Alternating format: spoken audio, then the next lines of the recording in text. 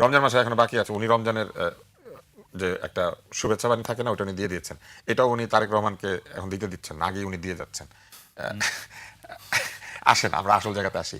এই যে আমরা যে কালচারটার কথা বলছিলাম, ট্যাগিং, একটা অনুষ্ঠানে আমি গিয়েছি, সেখানে প্রেস উইং এর এক ভদ্রলোক হাজির ছিলেন। তর্কে যখন উনি বুঝতে পারছেন যে উনি আর পারছেন না, আলোচনা ওনার কথা সহযুক্তি, তখন উনি বললেন এই যে সফট আওয়ামী লীগার।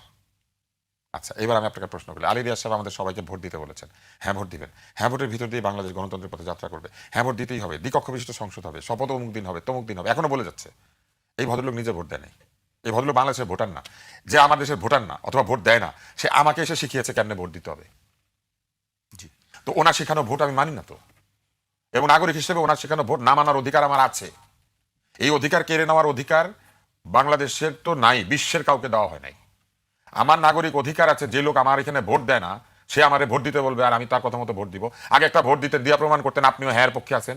আপনি বাংলাদেশের ব্যালট বাক্সকে ভোট দেওয়ার উপযুক্ত মনে করেন নাই, এবং এই প্রশ্ন করা যায় না ওনাদের সময়। না। ওনারা বহু প্রশ্ন করতে দেন নাই। না, কিন্তু তুষার ভাই, আপনি কি মনে করেন না যে যেমন ধরেন আপনি আমারে একটা কথা বললেন, কিন্তু সেই কাজটাও কি আপনার করতে হবে? আপনি তো আমার নির্দেশ পরামর্শ এটা দিতেই পারেন, যেটা আপনি করেন না, করতে হবে কোন জায়গায় আমি আপনাকে হ্যাঁ, ব্যাপারটা বুঝিয়ে বলি। হ্যাঁ। আপনি আমাকে বলছেন দেখেন বাংলাদেশের সকল মানুষের একটা কাজ করা উচিত, তখন আপনাকে ওই কাজটা করতে হবে। আচ্ছা। ওনারা সবাইকে বলছেন বাংলাদেশের সব মানুষের হ্যাঁ ভোট দেওয়া উচিত। কিন্তু উনি যদি বাংলাদেশের মানুষ না হন, তাহলে কি তাহলে হবে? বাংলাদেশের মানুষ না হইয়া বাংলাদেশের জিনিসপত্র ঠিক করতে আসছে কেন? কেন ওই যে বিদেশি কোচ আসে না? আপনি আপনি গর্ডন গ্রিনিজ দিয়ে কত ভালো ভালো খেলা খেলাইলেন আপনি হ্যাঁ হ্যাঁ হ্যাঁ, বিদেশি করতে আসছে। এই যে দেখেন খালেদ আমার সাথে এখন উপস্থাপকের রোলে। অনেকদিন বিদেশে থাকি বলে আপনার লোকে তো হ্যাঁ আসেন, এই বিদেশি কোচকে আমরা কি করেছিলাম আপনার মনে আছে? ঢাকায় বাইরে করেছিলাম। না, ঢাকা কেন দিছিলাম মনে আছে? উনি বলেছিল বাংলাদেশ টেস্ট স্ট্যাটাস পাওয়ার উপযুক্ত হয়। হ্যাঁ, হ্যাঁ। তো আমার কথা হচ্ছে ওইখানে হ্যাঁ। আমি উপযুক্ত না, হ্যাঁ। এই জন্যই তোমাকে নিয়ে আসা হয়েছে। তুমি উপযুক্ত করতে পারো নাই, না, আবার বড় বড় আবার বড় বড় কথা। তো তুমি নিজে ভোটটা দাও না। আর তুমি কি কোথাও বলেছো যে তুমি আমার দেশের নাগরিক না? তুমি কোথাও বলেছো উপদেষ্টার হিসাব দিল তুমি দিবা না? আমি ওনাকে তুমি তুমি করে বলছি, এটা ওনাকে বলছি না, আমি সত্য ভাষায় এসে বলছি। উনি আপনি, উনি এবং উনি 100 বার আপনি। উনি আমার বড় ভাই, উনি একসময় বিতর্ক করেছেন, আমি অনেক শ্রদ্ধা করি, কিন্তু আমি ওনাকে ওই শ্রদ্ধার মধ্যে থেকেই এই সমালোচনাটা করতে চাই। আমার বড় ভাই হওয়ার জন্য তো তাকে একটা শ্রদ্ধার উপযুক্ত তার জায়গা কিন্তু থাকতে তুষার হবে। ভাই, আপনি যেগুলি তার দোষ কইতেছেন, এটা দোষ না। মানে আপনি যেগুলি তার কইতেছেন, এগুলি তো আমার কাছে দোষ লাগতেছে না। বিদেশি একটা লোক যার জন্ম বাংলাদেশে, এসে বাংলাদেশটা উদ্ধার করতে তো আসতেই পারে। হ্যাঁ, আসতে পারে, হ্যাঁ। অবশ্যই। কিন্তু আপনি উদ্ধার করে দিলেন যখন, মনে করেন আপনি মাঠে ঘাস লাগিয়েছেন। এই পুরা পুরা ইলেকশনে তো শুধু আলী রিয়াজ স্যার জিতছে হ্যাঁ। 77% ফ্লাইং কলার। এক্স্যাক্টলি, উনি ফ্লাইং জিতেছেন, কলার। হ্যাঁ। এবং উনি জিতার আগেও জিতছে, সবাইকে কনভিন্স করে ফেলাইছে। হ্যাঁ, এবং একটা টিকও দিয়ে দিয়েছে আগে, যা করার তাই করেছে। এখন কিন্তু উনি নিজে ওই টিকের পক্ষে গিয়ে একটা সিল মারে নাই। এই নির্বাচনের কোথাও উনি অংশ নেয় নাই। যে সংবিধান বদলানোর জন্য উনি গণভোট করছেন, সেই সংবিধান বদলের পক্ষে ওনার হ্যাঁ নাই। জি তুষার ভাই, তারপরে বিরোধী যাবেন। আরেকটা জিনিস খালি আমি আপনাকে বলে দিই, সকল উপদেষ্টা সম্পদের হিসাব দিল, উনি দিল না কারণ উনি নাকি বেতন নেয় নাই বলেছে একটা। আরেকটা হচ্ছে উনি আসলে এইখানে ট্যাক্স দেয় না, হ্যাঁ। উনি এখানকার করদাতা না। কিন্তু আমরা কি কে করদাতা আর কে করদাতা না তার সম্পদ জানতে চেয়েছি, নাকি বাংলাদেশের দণ্ডমুণ্ডের কর্তা হয়ে যারা বসেছিলেন তাদের সম্পদ বেড়েছে কতটা, কমেছে কতটা, আয় করেছে কতটা, সেটা জানতে চেয়েছি। এমন কি হতে পারে না খালেদ যে আপনি আসলেন এবং তারপরে আপনি এখানে আসার পরে দেখা গেল আপনার আমেরিকার অ্যাকাউন্টে স্ফীত হয়েছে? যদি প্রফেসর মোহাম্মদ ইউনূস তার বিদেশে থাকা সম্পদের হিসাব দিতে পারে, যদি আরো একাধিক উপদেষ্টা তাদের বিদেশে থাকা সম্পদের হিসাব দিতে পারে, আলী রিয়াজ সাহেব দিলেন না কেন? কারণ আলী সাহেব বেতন নেন নাই, আপনার সাথে তার কোনো আর্থিক লেনদেন নাই। আমার সাথে যে আর্থিক লেনদেন নাই এটা প্রমাণ করার জন্য তো তার সম্পদের হিসাবটা দিতে হবে, যে দেখেন আপনার সাথে আমার আর্থিক লেনদেন নাই। আমি আমার বসকে দিয়েছি, সেটা প্রফেসর ইউনূসকে দিয়েছি। বস তো ওনার কাছে হিসাবটা চায়। এখন ঘটনা হলো কি, আমাদের যুগে আমরা সাংবাদিকতা যখন করছি, তুষার ভাইদের সময় থেকে এইটার একটু অ্যাডভান্টেজ আমরা পাইছি, সবকিছু ডিজিটাল ফুটপ্রিন্ট থাকে। আমি ইন্ডিপেন্ডেন্ট টেলিভিশনে জয়েন করছি হচ্ছে 2011 সালে। তো 2011 সালে আমি একটা টক শো করতাম, ওটার নাম হচ্ছে আজকের বাংলাদেশ। এই আজকের বাংলাদেশটা আমি করে গেছি হচ্ছে 2019 সাল পর্যন্ত। 2014 থেকে আরো দুইটা অনুষ্ঠান সেখানে যোগ হয়েছিল, একটা হচ্ছে এডিটর স্পিক, একটা হচ্ছে রাত 9টার বাংলাদেশ, মানে রাত 9টার খবরটা আমি পড়তাম আমার দুইজন কলিগ সহ। এখন ঘটনা হইতেছে যে আমি তীক্ষ্ণ প্রশ্ন করতাম না, কুসুম কুসুম প্রশ্ন করতাম, এটা সাবজেক্টিভ। কালকের প্রশ্নটাও যদি আমি বলি যে তারেক সাহেবের প্রশ্নটা তীক্ষ্ণ ছিল না, কুসুম কুসুম ছিল নাকি তেলবাজি ছিল, সেইটাও সাবজেক্টিভ। কিন্তু আমি তিন রকমই দেখতেছি এবং তিন রকম জ্ঞানই পাচ্ছি। কিন্তু আমি কি প্রশ্ন করছি না করছি এই 8 বছর, এই 2001 থেকে 2018 শেষ পর্যন্ত আওয়ামী লীগের এই দুই সরকারের আমলে, সেটা ডিজিটাল ফুটপ্রিন্টও আছে। আবার এটা যারা দেখছেন তারা দেখছে না। আমার তো আমি জার্মানিতে যাওয়ার পরে আমি তুষার ভাইকে আমার ছাত্র জীবন থেকে, মানে ছাত্র জীবন মানে অনেক ছোটকালের জীবন থেকে টেলিভিশনে দেখে চিনি, কিন্তু ব্যক্তিগতভাবে চিনিও আসলে আমাদের ইউনিভার্সিটির জীবন শুরুর সময় থেকেই। মানে ব্যক্তিগত মানে একদম ঘনিষ্ঠতা নাই, দূর থেকে তুষার ভাইরে দেখা চেনার অর্থে আর কি বলতেছি। তো আমি তুষার ভাই আমাকে যেরকম বলছে যে খালেদ তুমি চলে যেতেছো জার্মানি, এটা কি ঠিক হলো? এখানে তো আসলে আমাদের তো এখানে অনেক কিছু করা ছিল, এটা তো কেন তুষার ভাই এই কথা বলছে? কারণ হচ্ছে আমার আজকের বাংলাদেশে অনুষ্ঠানটা দেখা উনার কাছে মনে হইতো মানে আমি অনেক লোকের মধ্যে একজন যে হচ্ছে মানুষকে প্রশ্ন করতে পারে এবং যেটা বিব্রতকর প্রশ্ন হতে পারে, অনেক সময় মানুষের জন্য একটু আটকানা প্রশ্ন হতে পারে। এটা যেমন তুষার ভাই বলছে, এরকম অন্তত বাংলাদেশের আরো বহু লোক বলছে। একজন লোকের কথা বলার দরকার নাই, সার্চ দিলে এর অনেকগুলি আবার আসেও, মানে ইন্ডিপেন্ডেন্ট টেলিভিশনের রাজা রাজা টক শো এখানে রয়েও গেছে। এবং শেখ হাসিনার কথা আবার বলতে হয়, বেশি বেশি শেখ হাসিনার কথা আবার বলতেছে, এটা একটা কেমন শোনাতেছে জানি না। কিন্তু আমি এই প্রশ্ন করার পর শেখ হাসিনা প্রধানমন্ত্রীর আসনে বসে বলছে, রাতের বেলা টক শোতে আপনি যখন আমাদের লোককে পেঁচিয়ে পেঁচিয়ে ধরেন সেগুলো আমি দেখি। তা এখন দেশে থেকে প্রশ্ন করলাম না বিদেশে থেকে প্রশ্ন করলাম, এই যে ছাত্রলীগের নূররে মারা, তার আগে থেকে গণপরিষদের এই কোটা আন্দোলনের জন্য মারা, আমি ছাত্রলীগের নেতাদের যে প্রশ্ন করছি, এইটা আমার মনে হয় এরপরে তো আরো মনে করেন ইউটিউব ইয়াটিয়াতে আরো অনেক বেশি অনেক কিছু ভিউ হয়েছে, কিন্তু ওই সময় ওইটা ছিল হচ্ছে যেটাকে বলা হচ্ছে আমরা আজকালকার যুগে যেটাকে বলি হচ্ছে ইন্টারনেট ব্রেক করা। যে ফার্স্ট পার্সন যারা যে না ফার্স্ট পার্সন আমি এগুলি কমু না, মানে আমার কাছে মনে হয়েছে যে এই ছাত্রলীগের দুইজনরে একদম নাম ধরে ধরে বলা আপনাদের কে কাজ দিছে কে। আমি আজকের বাংলাদেশ করছি ইন্ডিপেন্ডেন্ট টেলিভিশনে, যেটা শিরোনাম ছিল তুষার ভাইয়ের আলাপ কইরা ছাত্রলীগ তুই চাস কি? আমরা দেখেছি খালেদ ভাই, তাহলে এই প্রশ্ন তো আপনিও করলেন। আমি সাংবাদিক হিসেবে করিনি, আমার প্রশ্ন ছিল না, আমি মানুষের আমার কাছে মনে হয় যে আমার মনে আছে, আমি একটু অ্যাড করি, খালেদ আমাকে একবার দাওয়াত দিল আজকের বাংলাদেশে। আমি কেন বলে যে আজকে তো ডেস্টিনি রফিকুল আলম আসবে, কেউ তার সঙ্গে কথা বলতে রাজি না, কারণ তার বিরুদ্ধে কেউ বলবে না, মানুষের প্রশ্ন সবাই গাছ কিনেছে, বলে সবাই গাছ কিনেছে, কেউ তার সঙ্গে কথা বলতে রাজি না। সে আমাকে নিয়ে গেলাম, আমরা তাকে ধরলাম ওখানে, এবং সে এই ডেস্টিনি রফিকুল আলমকে এক্সপোজ করলো, এই রফিকুল কি ভদ্রলোক, তাকে এক্সপোজ করলো, রফিকুল আমিনকে এক্সপোজ করলো, এবং উনি স্বীকার করতে বাধ্য হইলো যে খালেদ এবং আমরা এমএলএম বুঝি। তুষার ভাই আমি তো আর ওরকম বুঝি না, কিন্তু হয়েছিল কি এই যে রফিকুল আমিন সাহেব যখন আসছিলেন তখন আমরা আমার এখনো মনে আছে AKBO নামে ওই মোবাইলের পুশ নেই, মানে SMS নেই, মানে ইন্টারনেটে আমরা ওই মোবাইলের নিতে পারি কিন্তু মানুষ এত উৎসাহিত না, ওরা মোবাইলের ওইটা আমরা টিভিতে ফায়ার করি, আজকে যেটা এর মধ্যে দেখানো হয়। ইন্টারনেট ব্রেক করছিল রে ভাই, উনার পক্ষের লোকজন ছাড়া, কারণ উনার পক্ষের লোকজন মানে SMS এর যে সেশনটা সেটা ব্রেক করছিল। আসলেই আমার এখন এত SMS উনার পক্ষে, মানে আমার মনে হয় লাখখানেক SMS আসছে উনার পক্ষে, বা লাখ 2 1 লাখ 5 আমি জানি না, মানে উনার পক্ষে উনি এত পাওয়ারফুল লোক ছিলেন, ওই সময় ডেস্টিনি ছাড়া কিছু শোনা যেত না। তো আমরা চেষ্টা করছি কিন্তু ক্ষমতারে প্রশ্ন করতে সব সময়। আমি একদম কইতে পারি এইটা আমি খুঁজে পাইছি, এইটা আছে, আপনারা প্লিজ দেখেন যে আমি সালমান এফ রহমানের ইন্টারভিউ করছি ইন্ডিপেন্ডেন্ট টেলিভিশনে, সেটাতে আমি তার প্রথম প্রশ্ন করছি, এবার ব্যবসা বাণিজ্য কেমন হচ্ছে সালমান ভাই, কয় যে না ভালো হচ্ছে না, অ্যাপারেন্টলি আপনি তো আমার চেয়ে কম ট্যাক্স দিয়েছেন। আমরা একাধিক ইন্টারভিউ দেখেছি এবং সেখানে আপনি যেটা বলছেন সেটি একেবারে আমরা পুরোপুরি দেখেছি, যেটি প্রতিফলন ঘটেছে। আপনি কাউকেই মানে আমি ছাড়েননি প্রশ্ন করতে, যেটি ক্ষমতাকে প্রশ্ন করার কথা বলেন, আপনি কখনো চিন্তা করেননি যে আমি কাকে প্রশ্ন করছি। এটি আসলে সাংবাদিক, যে কোনো সাংবাদিকেরই হওয়া উচিত, আমরা সেটাই মনে করি। না আমি আপনি ওইটা যে আপনি প্রশ্ন করছিলেন, তবে আমি একটু স্বীকার করি ভাই, আওয়ামী লীগের আমলে এমন একটা পরিস্থিতি শেষ 3-4 বছর, মানে আমি তো তখন বিদেশে, এমন একটা পরিস্থিতি, এমন একটা আবহ সৃষ্টি করা হয়েছিল, এটা একটা কাফকায়েস্ক সময়, যে আপনি আসলে জানেন না আপনার কি হবে। ইন্টারেস্টিংলি যেটা আমি জীবনে ভাবি নাই, ডক্টর মোহাম্মদ ইউনূসেরও সময় এরকম একটা কাফকায়েস্ক সময় হয়েছে, মানে একই কথা বলতেছে তুষার ভাই, আমি চাই না তুষার ভাইরে ধরে নিয়ে যাক, কিন্তু তুষার ভাইরে ধরে নিয়ে যায় নাই। মানে আপনি তো যদি জানেন আপনি 5 অপরাধ করলে 3 শাস্তি হবে, তাহলে তো আপনি জানলেন আপনার কি হবে, কিন্তু আপনি যদি না জানেন যে এইটা অপরাধ কিনা বা এই অপরাধ করলে আপনার শাস্তি হবে কিনা, এইটা হচ্ছে একটা কাফকায়েস্ক সময় যখন আপনি জানেন না।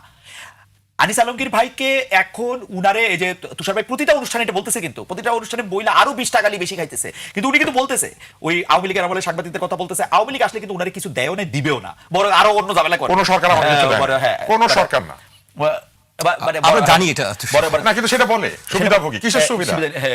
বরং যদি মুখ বন্ধ রাখতাম, টিভি চ্যানেলের 5টা টিভি চ্যানেলের মালিক থাকতাম না। উনি তো নাগরিক টিভির সিইও হয়ে গেলেন না আওয়ামী লীগ সরকারের বস ছিলেন। হ্যাঁ, নাগরিক টিভির সিইও গেলেন, হ্যাঁ, উনি ছাড়লেন কেন? এত তো সুখ। আমারে বলে যে কি সালমান এফ রহমানের সুবিধাভোগী। ভাই সালমান এফ রহমানের গাড়িতে যেই সময় পতাকা লাগছে, I left independent television, left my কাটে। আমি কোনোদিন বিদেশে থাকা আমার জন্য অপশন ছিল না। আমি বলবো সরকার মানে করছে না, আমি বাংলাদেশে কোনো মিডিয়াতে তখন কাজ করার মতো পরিবেশ আমার কাছে মনে হয় না। মানে এখন আপনি কইতে পারেন যে ভাই অমুক কাজ করছে, তোমার কাজ করছে, এটা করছে, কিন্তু আমার কাছে মনে হয় না আর এটার মধ্যে আর কোনো উপযুক্ততা আছে। তার মনে হওয়া আমারে এখন এমনকি আপনি দেখেন মির্জা আব্বাস তার একটা এটা তো বলছে নিউ ইয়র্কে একটা লোক আছে না, একটু ইয়ে করে সালমানের ক্যাশিয়ার ছিল, আমি সত্যি মানে আমি কোনোদিন আইন হাই তুলে নেওয়া, হুমকি দেওয়া, ধমকি দেওয়া টাইপ না। কিন্তু আমার কিন্তু যদি ওই টাইপ হইতে পারে, আমি যদি ওই টাইপ হইতাম তাহলে আমার মানে আমার অনেক কষ্ট লাগছে আসলে, সত্যি কথা, যেটা একটা বোবা কষ্ট। এবং এই যে ক্ষমতায় আসলে আমার এই প্রশ্নগুলি করে রাখা, এই যে তুই হাসলি কেন, আমি হাসছি, তুই আমার ক যে তুই হাসছস কেন, তুই আমার এটা দিয়ে তুই তেল দিয়া ভাসিয়ে দিচ্ছে। আওয়ামী লীগের সময় বলে আমি তেল দিছি, তুই দেখছস আমার জীবনে আওয়ামী লীগের সময়, তুই জানোস আমার সম্পর্কে। তো স্যার আরেকটা অভিজ্ঞতার কথা বলি। আজকেই একজন বিজয়ী প্রার্থীর পক্ষ থেকে শুভেচ্ছা জানানো হয়েছে, মিষ্টি পাঠানো হয়েছে। তাদের একটি কথা ছিল যে সমালোচনা শুনতে চাই আপনাদের কাছ থেকে। এইটা আসলে পজিটিভ, কিন্তু বাস্তবে কি আমরা সেটি দেখতে পাবো? কি মনে হয় আপনার কাছে? অতীতে আমরা দেখতে পাই নাই। সমালোচনা শুনতে চাই বলেন, কিন্তু সমালোচনা করার পর মনে হয় যে শুনতে চেয়েছিলেন জানার জন্য যে কারা কারা সমালোচনা করে, এবং তারপর তাদের উপরে তাদের অন্তত তারা না হলেও তাদের যারা লাল্লু পাঞ্জু বাহিনী থাকে তারা চড়াও হয়। এই পর্যন্ত আমি আমার বিভিন্ন লেখার নিচে বহু মানুষকে এসে আমার কথা বলার অধিকার কেড়ে নেওয়ার জন্য ওকালতি করতে দেখেছি। আমি যখন স্ট্যাটাস দিয়েছি বা কোথাও কথা বলেছি, আমার বক্তৃতা শোনার পরে আমাকে প্রচুর গালিগালাজ সহ্য করতে হয়েছে। এর কারণ হলো আমরা এক ধরনের কথার কথা বলি, কিন্তু আমাদের যারা কর্মী সমর্থক তাদেরকে সেই কথাটা মেনে চলা অথবা তাদেরকে সেই কথার অর্থ বুঝে সেই অনুযায়ী পরিচালিত হওয়ার মতো করে তৈরি করি না। আমরা শুধু মুখে বলে দিই। আপনি বলেন পৃথিবীর সবচেয়ে বড় প্রতারণা করা হয়েছে একটা বাক্যে, সেই বাক্যটা হচ্ছে আপনার মন খুলে সমালোচনা করবেন। মন খুলে সমালোচনা করার পরে মানুষ কারাগারে গেল। মন খুলে সমালোচনা করবেন এই কথা বললেন কেন আপনি? এবং এই প্রশ্নটা করলেও কারাগারে যাবে কিনা মানুষ সেটা নিয়ে চিন্তিত থেকেছে। কেন একটি পরিবর্তিত পরিস্থিতি, যে পরিস্থিতিতে মানুষ গান গাইছে কথা ক কথা ক, মানুষ গান গাইছে শোনো মহাজন, সেই রকম একটি পরিস্থিতিতে কি কারণে মহাজনের কথা বিশ্বাস করায় সে আগের মতোই পরিণতি বরণ করতে হলো? কেন একজন ভেটেরান জার্নালিস্ট যিনি ইরাকে দাঁড়িয়ে বোমা পড়ছে তার পেছনে যে হোটেল রুমে তিনি ছিলেন নেমে এসে উপস্থাপনা করছেন সংবাদ, গিয়ে দেখেন যে ওই প্যালেস্টাইন হোটেলে ওই জায়গাতে বোমা পড়েছে এবং লোকজন মারা গিয়েছে, সেই রকম একজন ভেটেরান জার্নালিস্ট যে ইরাককে ডরায় নাই, যে মিসাইলকে ভয় পায় নাই, তাকে কেন কোর্টে দাঁড়িয়ে বলতে হলো ক্ষমতাকে প্রশ্ন করা আমার কাজ, এবং সেই কাজের জন্য আমাকে অভিযুক্ত করা হয়েছে? লজ্জা পায় নাই কেউ? আপনি সমালোচনার কথা বলেন জাস্টিস এবিএম খায়রুলকে। আমি এখন প্রফেসর আসিফ নজরুলের জানতে চাইতেছি যে প্রফেসর ইসলাম, আপনি আমার একটু বলেন তো যে জাস্টিস এবিএম খায়রুলকে ইয়া করার কারণ কি? এই প্রশ্ন আমি অ্যাটর্নি জেনারেলকেও করছি, যে কারণ কি বলে যে উনি তো আসলে এই রায়টাকে টেম্পারিং করছেন, এই রায়টাকে যেরকম দেওয়ার শর্ট রায় আর মানে লম্বা রায়ের মধ্যে তফাৎ আছে, এইটা এই সময় এটা করছে। আমাকে উনার বিরুদ্ধে মামলা তো হত্যার। আমি তো বুঝলাম না যে আপনি যেটা কইলেন এটা লোক, আমিও একমত যে দেখা যাক বাংলাদেশে একটা রিভিউ হোক, চিফ জাস্টিস এরকম একটা প্রতারণার আশ্রয় নিয়ে এরকম একটা রায় লিখলে এইটা আর ব্রাদার চিফ জাস্টিসরা মানে পরের চিফ জাস্টিসরা এবং জাজেসরা এটা কিভাবে দেখে এবং কি রায় লেখে, এটা একটা মাইলস্টোন জিনিস, তো দেখা দরকার। কিন্তু যাত্রাবাড়িতে হত্যা মামলা দিয়ে আপনি জাস্টিস খায়রুলকে আপনি কি বিচার করেন? ডক্টর মোহাম্মদ ইউনূস জানে না? সাংবাদিক ফটোগ্রাফার কাজলকে যখন গ্রেপ্তার করা হয় এবং 40 দিন ধরে মানে কোথায় জানি সে অজ্ঞাত স্থানে না কোথায় জানি রাখা হয়, ওরকম এই কাজলের ক্ষেত্রে এটা বলা হয়েছে। আমরা যখন প্রশ্ন করছি তখন আমার বলেছে জানেন কি করছে ভাই, পরে এই খুঁজতে খুঁজতে যে পরমাণুর মতো ভিতরে যেতে যেতে দেখি শিখরের লোকে বেয়াদবি করছে ভাই, শিখরের মানে বুঝছেন ওই যে সাইফুজ্জামান শিখর, এখন শিখরের সাথে বেয়াদবি করা যে অনেক বড় অপরাধ, এটা তো ফৌজদারি কার্যবিধিতে ঢুকা, যে শিখরের সাথে বেয়াদবি করলে 40 দিন ঘুম থেকে দুইবে, মানে শিখরের মতো কারোর সাথে করা যাবে না। আপনি মনে হয় মুশতাক ভাইয়ের কথা তখন বলছেন? হ্যাঁ, মুশতাক ভাইয়ের কথা বলছেন। আমরা একেবারে শেষ পর্যায়ে চলে এসেছি। আমি তখন খালেদ ভাইয়ের কাছে আমার বলি না, কারণ আপনি যখন বলছেন ভুলে যাচ্ছেন, আমারও মনে হচ্ছে আমি ভুলে যাচ্ছি। জি, আমি শেষ পর্যায়ে চলে এসেছি, শেষ করতে হবে আমাকে। খালেদ ভাইয়ের কাছে বেশ কয়েকটি ছোট ছোট প্রশ্ন থাকবে এবং সেগুলোর উত্তর চাইবো। গালিগালাজকে কিভাবে দেখেন? আমার কাছে খুব খারাপ লাগে গালিগালাজ। মানে ঘটনা হইতেছে যে আমি অসম্ভব অপছন্দ করি গালিগালাজ, এবং গালিগালাজ আমার কাছে কোনো স্মার্টনেস মনে হয় না। আমার অনুষ্ঠানে এসে একজন একটা এরকম একটা কি জানি একটা শব্দ টব্দ বলছে, আমি তাকে বলছি যে আমি সরি, আমি এটা নিতে পারতেছি না, আপনি কি ভাই, আপনি কিরকম লোক, এইটার জন্য সে অনেক খেপছে। তারপর বলে খালেদ মহিউদ্দিন বাংলাদেশে থাকছে, কোনোদিন গালি টালি শুনে? হ্যাঁ শুনছি ভাই, আমি নিম্ন মধ্যবিত্ত পরিবারের ছেলে, আমি অলমোস্ট মানে সুমন যখন গান গায় 10 ফুট বাই 10 ফুট এবং এটা নিয়ে দুঃখ করে, তখন আমি বুঝি না, কারণ আমি নিজেই 10 ফুট বাই 10 ফুট করে থাকি, আমি বুঝি না এর মধ্যে দুঃখটা কোথায়। এবারে কিন্তু আমি গালিগালাজ একটা মানুষকে, কারণ হচ্ছে কি একটা মানুষের মানবিক মর্যাদায় আঘাত দেওয়াটা আমার কাছে সবচেয়ে বড় একটা কষ্টের, মানে এটা আমার খারাপ কাজ মনে হয়। আপনি কারো কান্দারে উঠবোস করালেন, কারো গালি দিলেন, এগুলো আমার কাছে ঠিক কাজ মনে হয় না। জি, এ পর্যন্ত আসলে যতগুলো ইন্টারভিউ নিয়েছেন আপনি, কার ইন্টারভিউটাকে আপনি সবচেয়ে বেশি এগিয়ে রাখবেন, বা আপনি আপনার চাওয়ার জায়গা যে আমি তার ইন্টারভিউ করতে চাই? না সেটা তো অবশ্যই। আমি আসলে সাবেক দুই প্রধানমন্ত্রী যারা ছিলেন বেগম খালেদা জিয়া এবং শেখ হাসিনার ইন্টারভিউ আমি অনেকবার করতে চাইছি, এটা করতে পারি নাই। শেখ হাসিনা ইন্টারভিউ করতে গিয়ে দেশে বিদেশে ধাওয়াও খাইছি। সুইজারল্যান্ডে জেনেভাতে গিয়া পুলিশ লাগাই দিয়েছিল শেখ হাসিনার এখানে, পুলিশ দিয়ে বের করে দিয়েছিল, বুঝছেন। আমি জার্মানি থেকে গেছি জেনেভা, গিয়ে ওইখানে বসেছিলাম, ওইটার মধ্যে থেকেও বের করে দিচ্ছে, ওইটা তার কোনোদিন হইলো না। তো এখন বাংলাদেশের সরকার প্রধান বা রাষ্ট্রপ্রধানের আমার ইন্টারভিউ করা হয় না। আসলে ডক্টর মোহাম্মদ ইউনূস আমি ইন্টারভিউ করছি, কিন্তু তিনি যখন আসলে সরকার প্রধান না, মানে ফেব্রুয়ারির 2024, তো আসলে আমার কোনো রাষ্ট্রপ্রধান বা সরকার প্রধানকে ইন্টারভিউ করা হয় নাই। সামনে যারাই রাষ্ট্রপ্রধান আছে, যারা সরকার প্রধান আছে, যারা দলের প্রধান আছে, তাদেরকে ইন্টারভিউ করা। দলের প্রধানের মধ্যে বিরোধী দলের নেতা অবশ্যই আমির সাহেব হবেন, আমির জামাতের আমির শফিকুর রহমান সাহেব। তো শফিকুর রহমান সাহেবকে আমার 2বার ইন্টারভিউ করার সুযোগ হয়েছে। শফিকুর রহমান সাহেব আমাকে আলাদা রকম ভালোবাসেন আর কি, মানে তার একদম প্রকাশ, মানে এই ভালোবাসা আবার মানে খুবই খুবই খুবই। তো ওনার ইন্টারভিউ আমি 2বার করতে পারছি, কিন্তু যিনি প্রধানমন্ত্রী ওই যে কি জানি ইংরেজিটা বলে, প্রধানমন্ত্রী in waiting, PM in waiting, ওই পিএম ইন ওয়েটিং কে আসলে ইন্টারভিউ করার ইচ্ছা ছিল, কিন্তু এটা করা হয়নি। কাদেরকে সবচেয়ে টাফ মনে হয় ইন্টারভিউ ক্ষেত্রে, পলিটিশিয়ান, স্পোর্টসম্যান বা আদার্স? না, আমি কিন্তু আসলে প্রতিদ্বন্দ্বী হিসাবে ইন্টারভিউ যে দিচ্ছে তারা কোনোদিন আমি দেখি নাই। মানে এটা আমার, মানে আমার হয় কি, বোকা লোকরা যেইটা না এইটা মানুষ বুঝা ফেলে। আমার ক্ষেত্রে হয়েছে এই দশা। আমি কোনোদিন কোনো একটা ইন্টারভিউ যে দিতেছে তারে আমি কোনোদিন প্রতিদ্বন্দ্বী ভাবি না। ধরেন আমি এখন সাকিব আল হাসানের ইন্টারভিউ করতেছি, কোনোদিন কোনো জায়গা থেকে সাকিব আল হাসান আমার প্রতিদ্বন্দ্বী হবে, মির্জা ফখরুল ইসলাম আলমগীর আমার কোনোদিন প্রতিদ্বন্দ্বী হবে। কিন্তু আমি আমার একটা মানে আমার পার্সোনাল গর্বের জায়গা থেকে আমি একটা জিনিস বলতে পারি যে আমি একবার ইন্টারভিউ করছিলাম আইনমন্ত্রীরে, আনিসুল হক সাহেবের। আনিসুল হক সাহেবের কিন্তু জিনিসটা হলো যে তিনি অনেক রকম ক্রিমিনাল অ্যাক্টিভিটির সাথে তিনি জড়িত, মানে যেগুলি হচ্ছে যে ধরেন বিচার বিভাগের নিয়োগ, আমি ওইসব ক্রিমিনাল অ্যাক্টিভিটির কথা বলছি। বিচার বিভাগের নিয়োগ থেকে শুরু করে ওই যে পদোন্নতি, পদায়ন, জুডিশিয়ারিরে খুব কন্ট্রোলে রাখা, এগুলি ক্ষেত্রে তার অনেক প্রধান আছে। কিন্তু তারে বলা হয় one of the finest mind যারা বাংলাদেশে লিগ্যাল প্র্যাকটিস করে। তো আমি উনাকে একটা ইন্টারভিউ করছিলাম, এইটা আমার কাছে মনে হয়েছে যে আমার অনেক প্রস্তুতি ছিল, আমার কলিগরা আমাকে অনেক সাহায্য করছে, এবং উনার মতো এরকম একটা আমি যদি খুবই সম্মান নিয়েও বলি, তাহলে যদি বলি যে খুবই পিচ্ছিল একজন মানুষকে যে এইটা আমার মনে হয় এরকম বেশ কয়েকটা আছে আমার এই মুহূর্তে তার কথা মনে পড়ছে। শেষ প্রশ্ন, বাংলাদেশের স্বাধীন সাংবাদিকতার ভবিষ্যৎ কিভাবে দেখেন, এবং যারা সাংবাদিকতা পেশায় নতুন আসছেন তাদের জন্য আসলে আপনার পরামর্শটা কি থাকবে? আচ্ছা, প্রথম কথা হলো যে আপনি যখন স্বাধীন সাংবাদিকতার ভবিষ্যৎ বলেন তখন মনে হয় যে এই জিনিসটা আসলে এক্সিস্ট করতেছে। এখন সাংবাদিকতার স্বাধীনতাটা কিন্তু এখন আমরা জোর করে যে যতটুকু স্বাধীনতা আদায় করতে পারি সে নিজে ততটুকু স্বাধীন হই। প্রাতিষ্ঠানিকভাবে প্রতিষ্ঠানটা স্বাধীন না হলে আসলে কিছু করা যায় না। অনেক সময় সাংবাদিকরা কোনো না কোনো কিছু আদায় করতে গিয়া, হয়তো বিদেশে ট্রিপ ফেরার টিকিট, হয়তো বিদেশে ঘোরার টিকিট, হয়তো আমি জানি না আরো সামান্য জিনিস। কারণ প্রধানমন্ত্রীর ভবনে যে কয়দিন, মানে 2015 আগ পর্যন্ত যে কয়দিন গেছে, চা ছিল ঠান্ডা, খাবার ছিল খারাপ, মানে ওইটাও ভালো না, কিন্তু এর চেয়ে বেশি কিছু কিন্তু ওইখানে দাঁড়াইলো, একটা ছবি তুললো, মানে অতি অল্পতেও মানে এগুলি নিজের উপরে আরোপ করে, আল্লাহ এত বড় একটা মানুষকে দেখছি, আমার কাছে মনে হয় যে এগুলি জায়গার থেকে আমাদের উদ্ধার পাওয়া না পাইলে স্বাধীন সাংবাদিকতার ভবিষ্যতের ক্ষেত্রে প্রাতিষ্ঠানিকভাবে এইটার জায়গাটা যদি পরিবর্তন না হয়, এবং তাইলে এটার মধ্যে ঝামেলা সাংবাদিকতা করবেন। আমরা তো সবাই পারফর্মার রে ভাই। আমি যদি সাংবাদিক হইতাম তাহলে আমার সাংবাদিকতার প্রশ্ন হিসেবে বিবেচনা করতাম, আমার বিবেচনা করা পারফর্মার হিসাবে।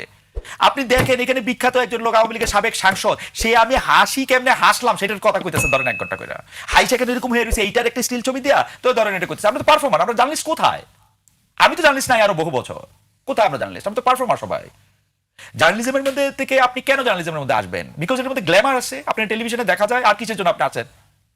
আপনি বলেন তো যাবার আপনি কিসের জন্য আসছেন সাংবাদিকতায়? আমাকে 25 বছর আগে আমি যেদিন প্রথম যাই সেদিন আমাকে বলা হয়েছিল যে একদিন তুমি পস্তাবে, কেন সাংবাদিকতা আসছো? না, ওইগুলি কথা মুখস্থ কথা বড়রা সবসময় তুষার বাড়ি কইছে ডাক্তার হইলে পস্তাবা, ইঞ্জিনিয়ার হইলে পস্তা, এরা পস্তাইতেই থাকে, এরা অতৃপ্ত আত্মা, এরা পস্তাইতেই থাকে। এবং আগের জেনারেশনের এইটার একটা খুব কমন কথা,